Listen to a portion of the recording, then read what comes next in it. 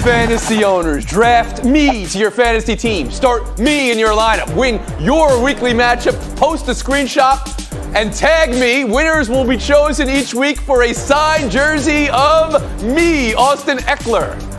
He's trying to move fantasy owners, but my question is, what happens if he has a bad week and they lose? Whoa!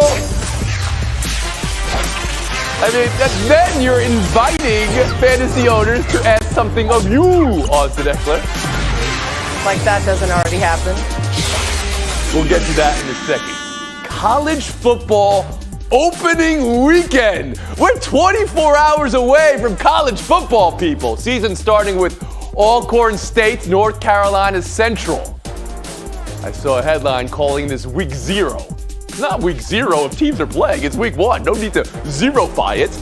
Clinton Yates, what to watch for here with the start of college football?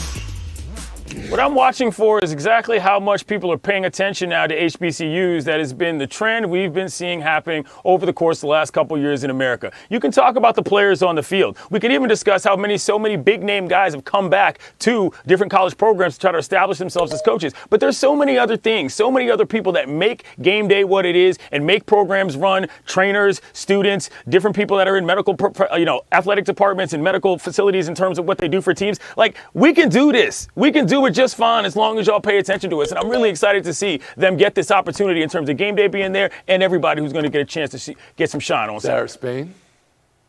Yeah, this is just the third time that an HBCU has been host to College Game Day, and the first time since 2008, so it's been a while. So to Clinton's point, you bring the spotlight that ESPN Game Day allows, and you allow people to have bigger and better conversations about the coaches that are coming back. Do they qualify, or do they just bring a lot of attention with their big names? We could talk about that. We could talk about the fact that there wasn't a single HBCU player drafted in the NFL last year, though some went on to sign with teams afterwards. Why is that happening? Are they getting overlooked? And then finally, these two specific teams, neither of them played last season, so they've got a lot of pent-up energy. They're ready to go, and Alcorn State had won 6 straight division titles before they had to take off last season. So they got something to prove that they're still the top of the game. So it's exciting, and it's a really cool way to kind of start the college football season maybe a little differently. Israel Gutierrez.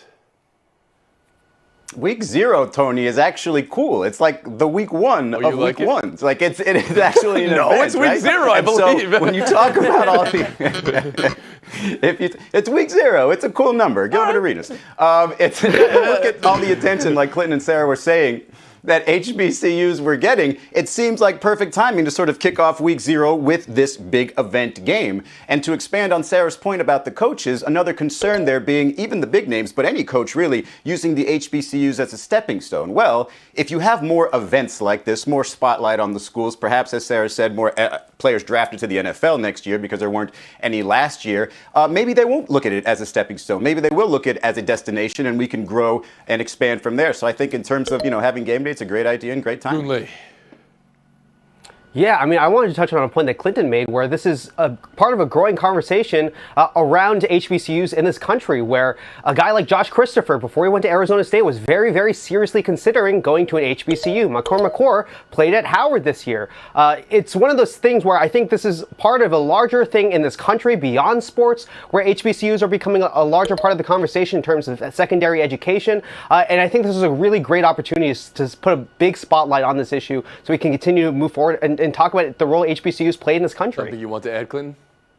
These two conferences facing off is something that also happens at the end of the season in the Celebration Bowl for what's known as the HBCU National Championship. Right. And it's something that we've seen put into a lot of different spaces. Discussing HBCUs as part of the normal conversation is something that we need to happen. I think this is a good step in that direction. Israel, you mentioned coaches and how they view the job. Well, right on the sidelines for Alcorn State is that name, McNair, Fred McNair, Steve McNair, the great of Alcorn State, his older brother. And on the sidelines, McNair's son plays in the game as well. All right, that is Alcorn State, North Carolina Central. Tomorrow, the college football season, week 1. Sticking with college football, a report that expansion to the playoff, which seemed like it was imminent a few months ago, is now on life support. Quote, "It's on life support," end quote. West Virginia President Gordon Gee. Life support? Question mark? Sarah Spain? Yeah, it's at least on a long delay. Not because everybody doesn't still believe that college football playoff expansion is the right move, both monetarily and for the enjoyment of all the different teams that can get involved, but because of the tension around the alliance and the breakoff of Texas and Oklahoma to the SEC. They are on unsteady ground. They're not really sure what the coming year and years are going to look like, but what they do know is right now, ESPN and the SEC and the college football playoff are their own alliance. And until that contract ends, and they might be able to get their own TV partners involved in the mix in the college football playoff expansion, they maybe don't want to do it and get set with that group being in charge and having all the power. So I think this is just pushing it off by claiming the instability doesn't allow them to do it yet. Israel Gutierrez. Yeah, I agree with you, Sarah. It's inevitable still, and there is this delay that's going to happen.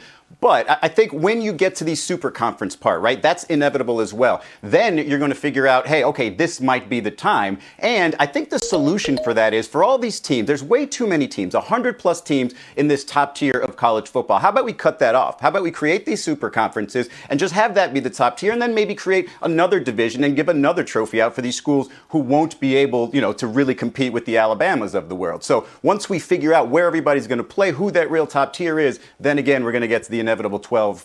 So you would create another division here. That would be part of the solutions-oriented Gutierrez plan. Interesting. All right. More events. June Lee.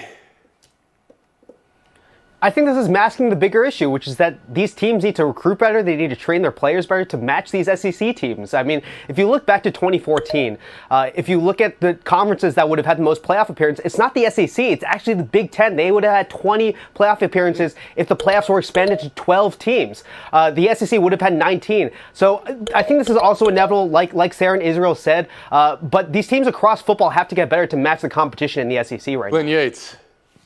I think it's on life support because it is ostensibly not the biggest priority. I think when we look at the last 2 years of what college football has been, we've got big time programs whose coaches can't even figure things out in terms of how to get their teams on the field safely, which would seem to be priority one in terms of what we're getting back to what we're doing. That's how you make money, playing football. And so I sort of feel like the playoff will happen. It's fine. Why don't we focus right now on what we like, which is showing up and watching people play the game that Just they love. to throw something back at June Lee, the idea that the SEC is so dominant, maybe it's just the perception of the SEC that it's dominant. That could also be in play here. Sarah, you're shaking your head. No, I don't know what it was about, though. Yeah, well, I wish that we actually thought that making sure that players were healthy and getting on the field was our priority, but it's money. And that's why the alliance is coming together in whatever you want to come to. I mean, handshakes and looking deep into each other's eyes. I don't know that that's really much of an alliance. And that Are you we'll saying you don't trust trust gentlemen looking into each other's eyes and shaking hands? Tony, we don't have a long enough show for me to talk about whether gentlemen can be trusted. You can't make money unless you're on the field, though. That's what I'm NFL saying. news of the day from New Orleans. We were wondering if Sean Payton was going to wait for the last second to name a starter. Jameis Winston played so well in camp, he made the whole thing moot. Winston getting QB1 starter's job. Taysom Hill back to being Taysom Hill. Israel, how good are the Saints with Winston as QB1? And answer this directly. Are the Saints a playoff team?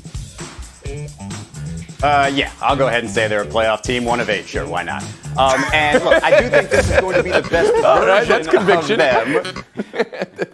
There you go. I do think this is going to be the best version of them if Jameis doesn't turn the ball over, because if you look at the way they were supposed to win, defensively, they're a little bit crossing their fingers that they can replace some losses that they had in the offseason, primarily with some rookies that they drafted. But on the offensive side of things, when you limit yourself with Taysom Hill, and I know Taysom Hill sort of trained to be QB1 this year, but skill set wise, seems like he would limit that offense. When you're limiting yourself, then maybe you're limiting your offense explosion, right? Maybe you're limiting your point total and taking pressure off of your defense if you throw Jameis Winston out there and can take the top off the defense. The other thing is, you could always go the other way. If Jameis does start turning the ball over, you could say, okay, we're reeling things in. We know we can do it here with Taysom Hill, and let's just go from there, really put a lot of pressure on our defense to keep these games low scoring. But if the ideal version of the Saints, the best version of the Saints includes Jameis Winston as a starter. June, you agree?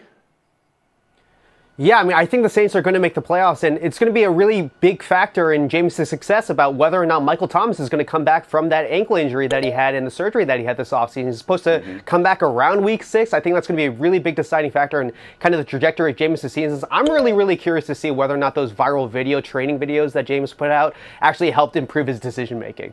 Okay, I think you're saying that somewhat sarcastically, but Clinton Yates, how about you? I won't say it sarcastically at all. You watch Jameis play, you listen to him talk, he looks like a different dude, a different quarterback with a different motivation. He's got $7 million in incentives this season alone to be a better quarterback, which is something that finally seems to be motivating him because he's got the runway clear for him. I don't think they're a playoff team because I didn't think they were going to be a playoff team with Drew Brees either at this point. But he can improve, and I think he will on this season. Sarah Spain. I think they're a wild card team, but I wouldn't be surprised if they missed the playoffs. And to the point that Izzy made later, they have some question marks that they have to figure out on defense. They had cap space issues, and they had to make some bad decisions. And the reason they had those cap space issues is because the other quarterback who didn't win the job got a $16.3 million extension. I'm not sure why we're not talking enough about why Sean Payton thought Taysom Hill was a QB1 and gave him QB1 money when it's been proven over and over that he's not. That's interesting. And Taysom Hill, as you said, Israel, this summer changed his body a little bit. He lost weight and he tried to be a quarterback. And now you question whether he could still be that running back, wide receiver, tight end he was. That's one interesting decision. And the other, alluded to by June Lee, is Michael Thomas. Remember, his injury happened in a game, but he was put back out in the field after he was injured. And that's suddenly the summer in international soccer moves. Messi from Barcelona to PSG and Ronaldo from Juventus to Manchester United. This is seismic. And Ronaldo returning after 12 years away, Clinton. What is happening? Yo, this is a big deal for a guy like this to come back to his team in the Prem at this stage of his career. You are asking a lot of yourself. That's quite a challenge. I got to believe, though, that this is more of a Champions League move than anything because this ain't no Farmers League, Cristo. They're not playing. Oh, you question whether he still has it to play in the Prem, as you say, Clinton Yates? I'm not saying whether or not he still has it. I'm talking about his effectiveness in terms of appearances week in and week out with continental tournaments as well as the league. That sounds like whether he still has it. Sarah Spain, how about you? I just want to make sure we've got the short list of things that are coming home before England. We've got Kemba Walker to the Knicks. Yourself. We've got Kristen Press to Watch Angel City yourself, now. Sarah We've Speed, got Ronaldo back to Man U.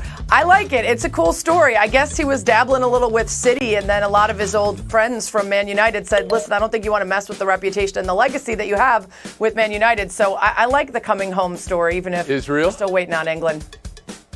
Well, the Prem is a lot more popular in this country than his previous, the Italian league is. Although if we keep calling it the Prem, I don't think it's going to be very popular anymore.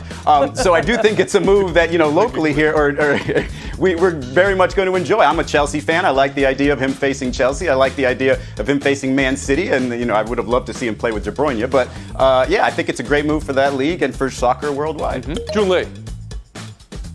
We're not even talking about the potential transaction of who I think is going to be the best player in a couple years of the trio of Ronaldo, Messi, and Kylian Mbappe, there's a lot of rumors right now about him going to Real Madrid. Mbappe, I think, has an opportunity to become one of the best players in the world. And I would have loved to have seen Mbappe play with Messi, but I think that is kind of the bigger story right now in the soccer world is the future of Kylian Mbappe.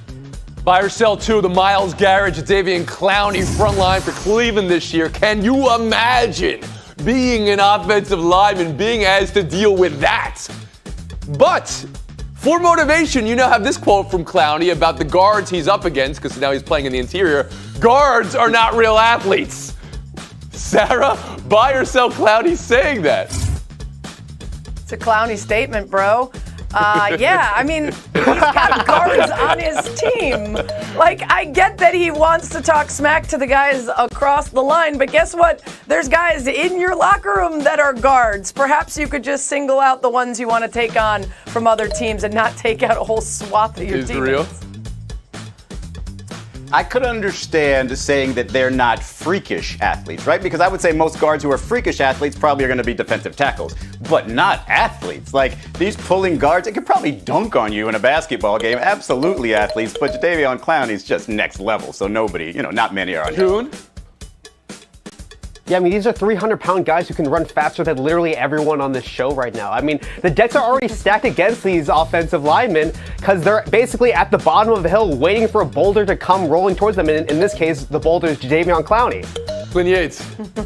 If I'm going to listen to smack talk from anybody about talking about linemen, it's going to be Jadeveon Clowney. Listen, kids, go cue up the 2013 Outback Bowl where he blew past a whole bunch of guards and offensive linemen and made one of the greatest plays ever. The guy's just talking a little trash in the NFL. They're grown men. It's no big deal.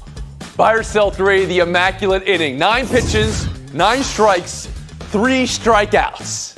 It happened last night, Chris Sale. And Chris Sale has 3 career immaculate innings.